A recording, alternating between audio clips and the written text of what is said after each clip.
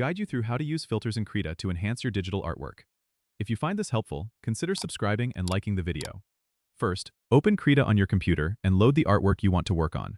Once your canvas is ready, look at the top menu bar and click on Filter. This will give you a drop-down menu with a variety of filter options to choose from. You can explore categories like Artistic, Blur, Color, and Enhance to find the right filter for your needs. Let's say you want to apply a blur effect. Hover over Blur and you'll see several options like Gaussian Blur and Motion Blur. Click on Gaussian Blur to open the filter settings.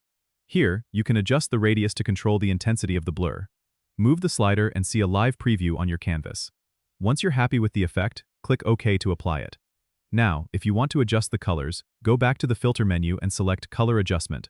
This will open a panel where you can tweak the brightness, contrast, and saturation. Play around with these settings until your artwork looks just right. Remember, you can always undo a filter by pressing Ctrl+Z' if you're not satisfied with the result.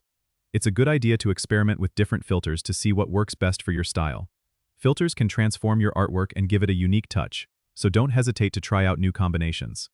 Don't forget to subscribe and comment if this helped you out.